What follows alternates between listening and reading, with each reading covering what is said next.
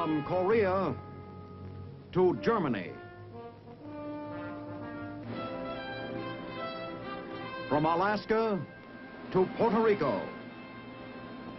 All over the world, the United States Army is on the alert to defend our country, you, the American people, against aggression.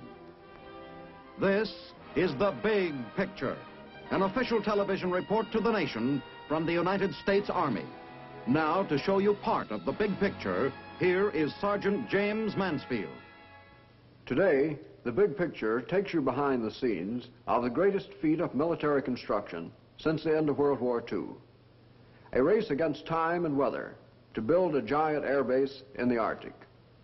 This is a story of Operation Blue Jay. Greenland, mighty island in the far north, land of rugged mountains and everlasting cold, locked against the rest of the world by the frozen sea. Hidden behind these icy ramparts lies one of the great military secrets of our time, Operation Blue Jay.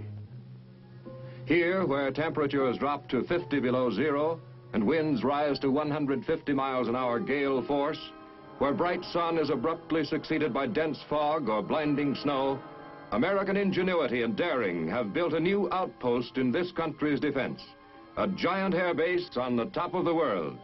Now, at last, the story can be told.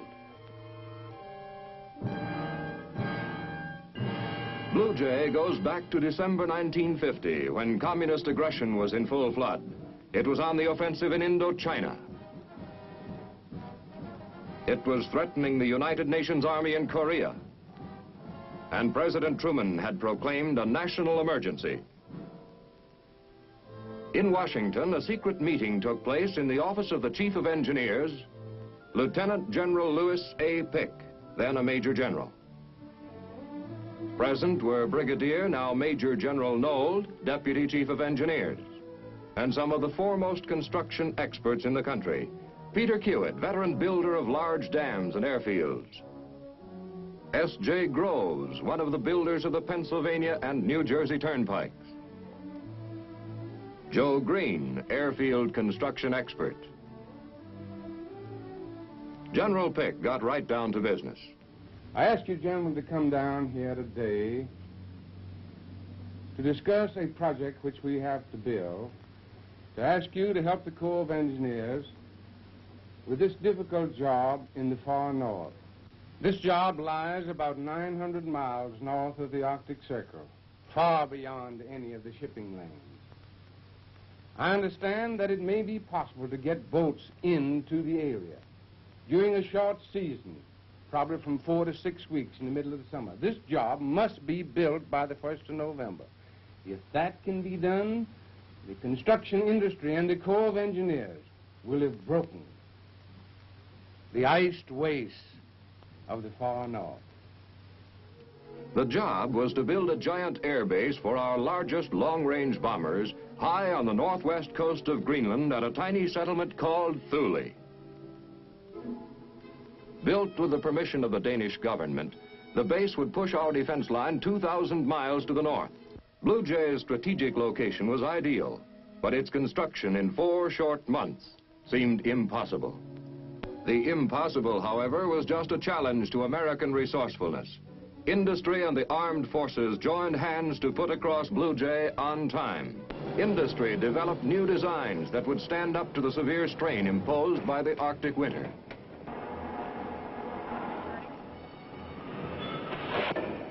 Like these Clements panels, used for refrigerator walls, now adapted to buildings and hangars. Made of fireproof insulation, sandwiched between aluminum-covered plywood, this prefabricated building material was light, strong, and 100% reusable. More than 300,000 Clements panels were used at Blue Jay.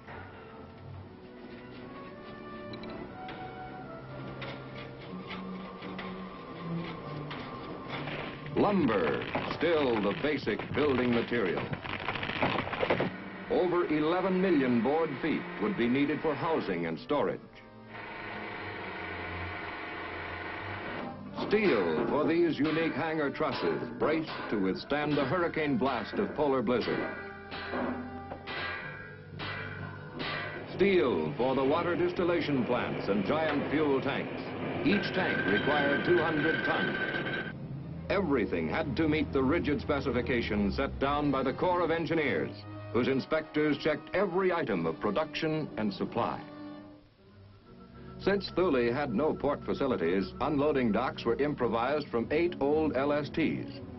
These rusting hulks, neglected after World War II, were cleaned and patched up. Their superstructures were chopped off at deck level to provide a smooth, unobstructed dock surface.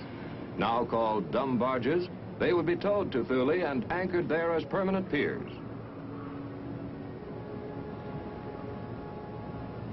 Throughout the spring of 1951, a tidal wave of equipment rolled toward the great Army base at Norfolk, Virginia, the prime staging area for Blue Jay.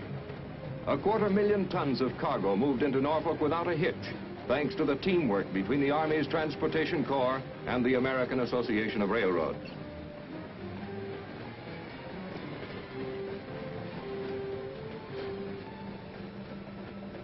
At the same time, 2,000 miles away at Rosemont, Minnesota, another procurement campaign was underway. Its objective, men. Here in the upper Midwest was to be found the greatest pool of labor experienced in cold weather construction.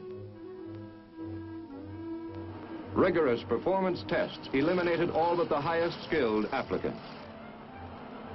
New equipment was tested along with the workers' ability to handle it. Exhaustive work trials made sure that every man was thoroughly familiar with the job he had to do. Before leaving for the North, each man was given thorough instruction in Arctic survival. He learned the use of cold weather gear. And he was taught every trick of preventing accidents.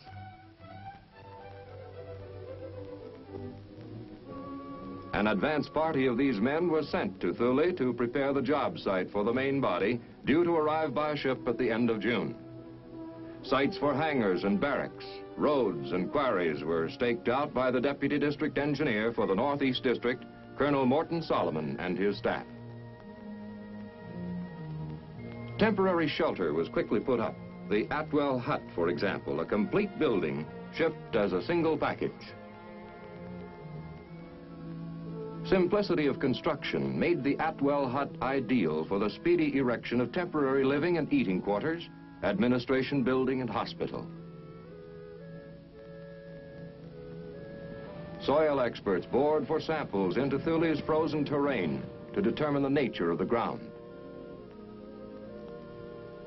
They found that everywhere below the top layer, a few scant feet under the surface, lay a bed of fossil ice and eternally frozen earth. A technique was developed to make this so-called permafrost support Blue Jay's many heavy buildings. The beach itself, meanwhile, was cleared of ice that would hamper the unloading. Dynamite was used to blast it into the bay.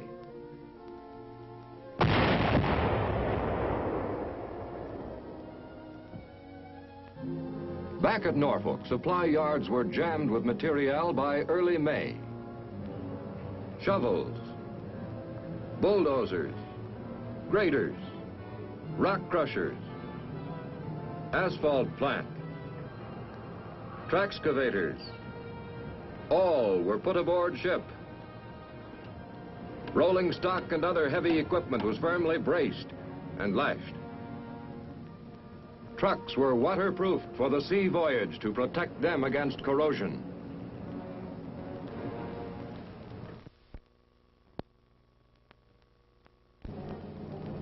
Ducks rolled aboard by the score, loaded with fuel and other vital cargo, so that they could dash ashore as soon as the ships arrived at Thule. Along went 3,500 men of the Engineer Signal and Transportation Corps and other military specialists, plus the bulk of civilian workmen. On June 6, 1951, the Great Armada steamed out of Norfolk and headed north. 82 ships carrying a cargo valued at $125 million. A long, cold voyage lay ahead.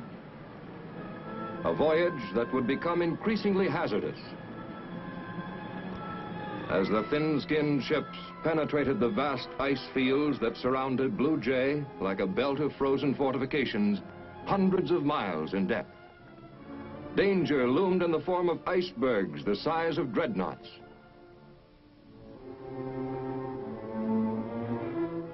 Pack ice like floating minefields that opened reluctantly in front and closed silently behind. The sea became a floor of ice from horizon to horizon. The convoy halted, held fast in the ice pack. For days, the ships struggled to free themselves from their frozen trap. Not only was the time schedule disrupted, but the ships and the men aboard them were endangered by the ice that squeezed them in a giant vise. It was only through the stubborn efforts of the Coast Guard icebreakers that the convoy was finally liberated. Pressing down with their heavy-jawed bows, the icebreakers battered at the tremendous ice floes 4 and 5 feet thick.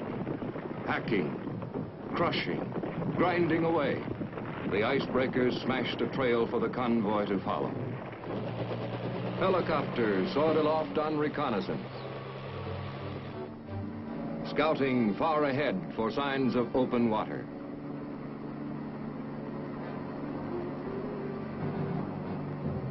Slowly, day by day, mile by mile, the ships crept forward, until on July 9th, the fleet finally steamed into North Star Bay at Thule. A voyage that would normally have been made in about 2 weeks had taken more than twice that long. At least 2 precious weeks had been lost from the brief construction season. This lost time had to be made up, somehow. The ships had hardly anchored off Thule when control headquarters aboard the command ship Monrovia raced into high gear to get the convoy unloaded.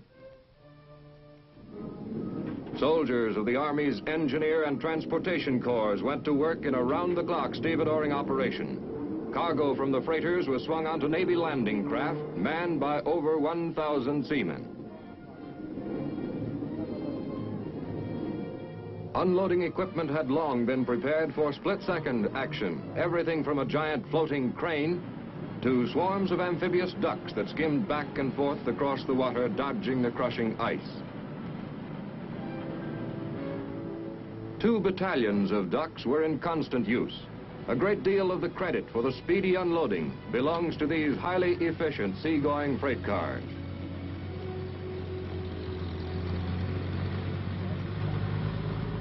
They quickly built up a vast stockpile of fuel and oil for Blue Jay's hundreds of machines.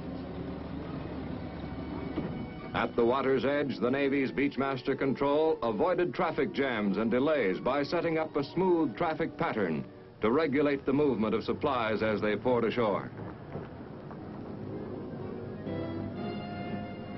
In a matter of hours, the frigid waters of Thule Harbor were transformed into a great port, crowded with Navy landing craft transferring cargo from ship to shore in a steady, unceasing rhythm of unloading. Unloading went on through rain squalls and wind. Over 153,000 long tons of cargo were eventually delivered on the beach. Work crews, 4,000 strong, were ferried to land from their temporary homes aboard 5 personnel carriers. They operated in 2 shifts, 60% in the first or day shift, 40% in the second shift. As the heavy earth-moving equipment lumbered off the LSTs, men and machines went right to work. In bad weather as well as good, 24 hours a day, 7 days a week. Dirt flew in all directions as quarries were mined with high explosives. Then dug for rock and earth fill needed at the construction sites for airstrip, roads, fuel tanks, hangars, barracks, and other buildings.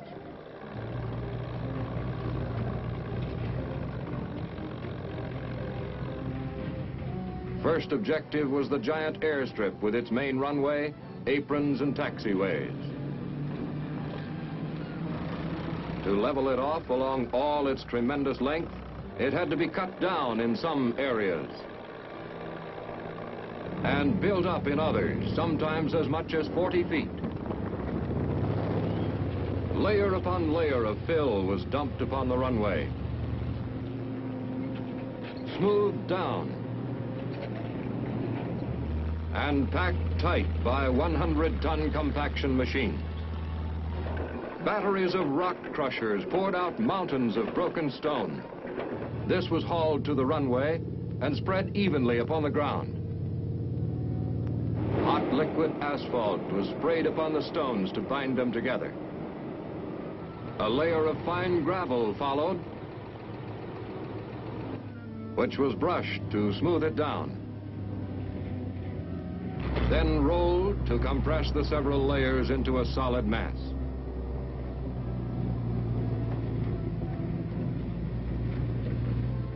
The nearly completed airstrip received one of its first tests from two key visitors on August 8th. General Hoyt Vandenberg, Chief of the Air Force, who had come to check construction progress, with General Lewis Pick, Chief of Engineers. Only 2.5 months were left to work in, but the generals found construction moving swiftly on all fronts. In some cases, even breaking records. The fuel tanks, for example. An earth pad of gravel or rock fill that would not be affected by frost was laid down for each tank and sprayed with oil to bind it. A floor of steel plate followed.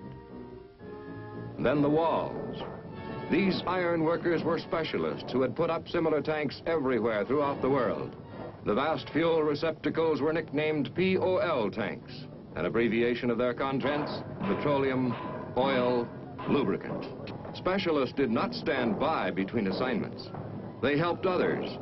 For instance, welders helped guide the steel plate into position, making sure it was lined up properly. Then took up the torch.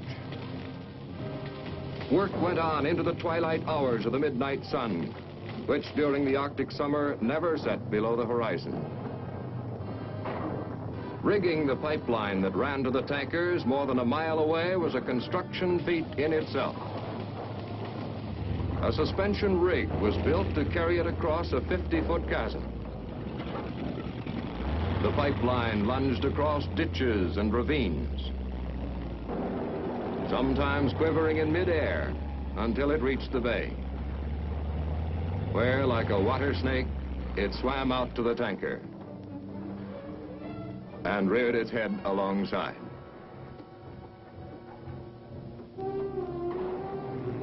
Construction of all kinds was booming. The icy ground under each building was first insulated by an earth pad.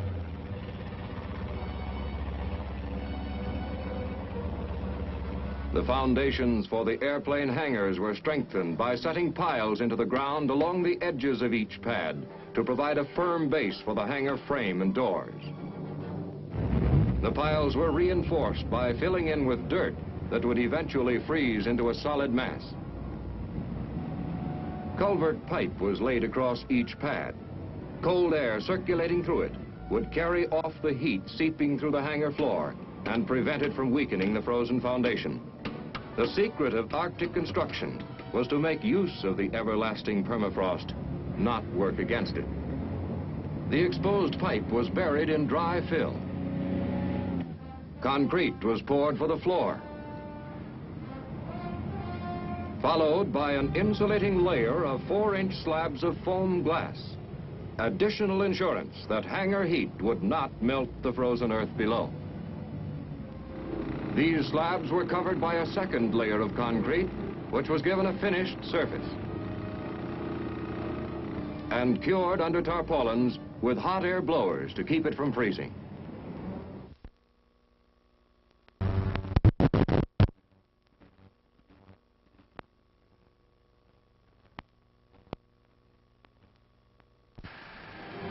Iron workers assembled the hangar trusses, the bad weather merely a challenge to the pitching and catching skill of the riveting teams.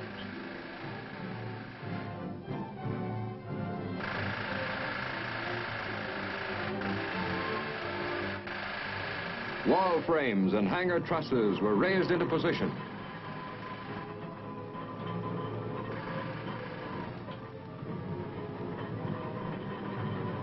When the building shell was completed, the towering hangar doors were added. Each one weighed 230 tons. Each ponderous section had to be firmly fitted in its tracks. This was the encouraging sight that greeted an inspection party headed by Secretary of the Air Force Thomas Finletter when he visited Blue Jay on August 30th. Less than 2 months were left, but building was ahead of schedule. Dozens of barracks had sprouted from Thule's frozen soil. Each had a foundation of timber raised above a pad of earth. The floors of all living quarters were stuffed with insulation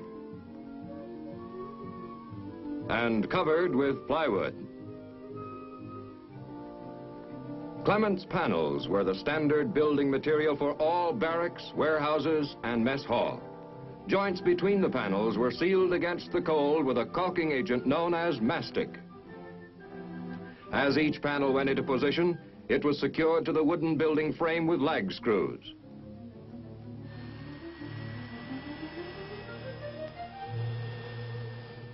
As soon as these buildings were completed, workers moved in from their quarters aboard the ships, which then left for home. These comfortable structures would later be used by troops.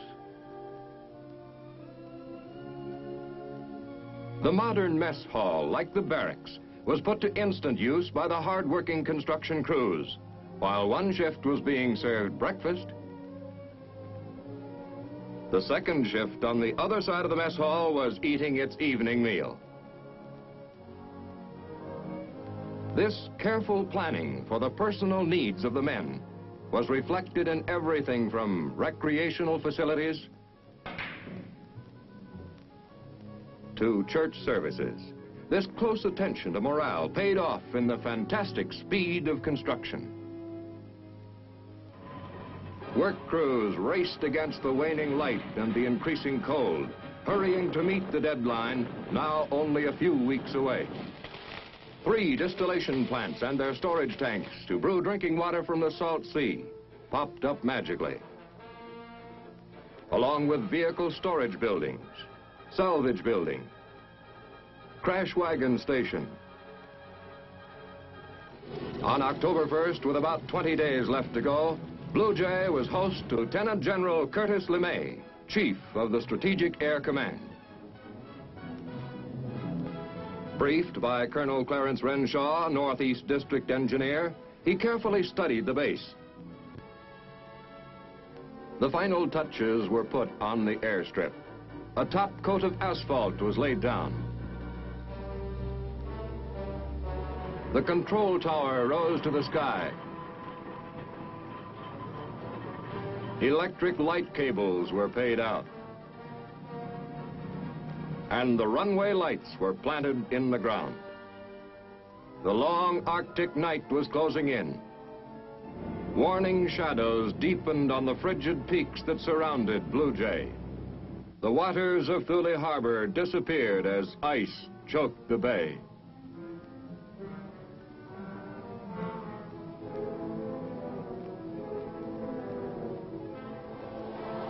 Snow and sleet storms lashed the job site. The Arctic winter had arrived, but the deadline had been met.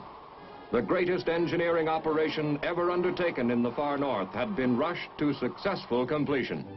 At the first break in the winter weather, the work crews checked out for home, filled with the intense satisfaction that comes of a job well done.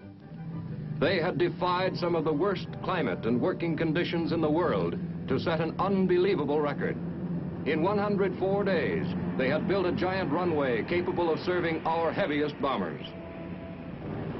Blue Jay was operational. It is almost a year later now, and Blue Jay has had the benefit of another construction season to bring it up to top fighting trim. Blue Jay will be kept ready for action as long as the threat that drove us to build it exists. We cannot read the minds of those dark and shadowy figures who brood on war and conquest. But perhaps the thought of this colossal airbase has caused them to falter in their plans for aggression. Perhaps they have read a different kind of warning in the miracle of Blue Jay, the warning that there is nothing, absolutely nothing, impossible to American resourcefulness, hard work, and plain guts.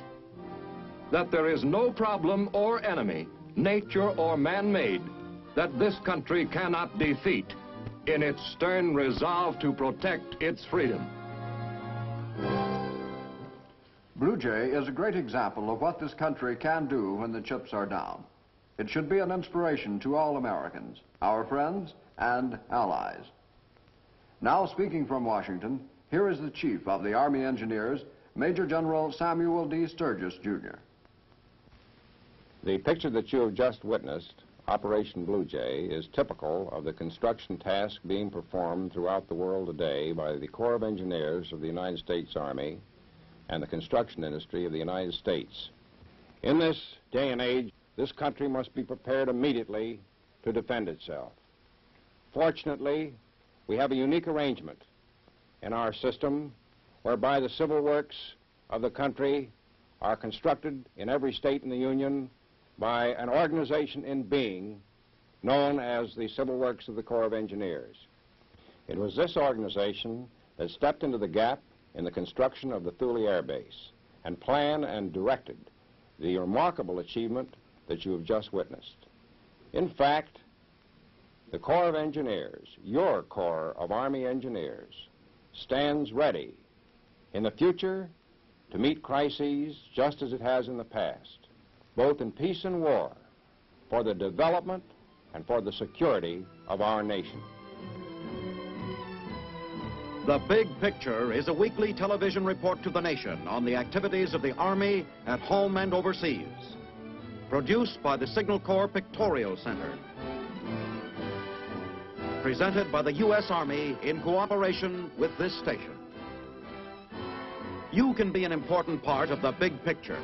You can proudly serve with the best equipped, the best trained, the best fighting team in the world today, the United States Army.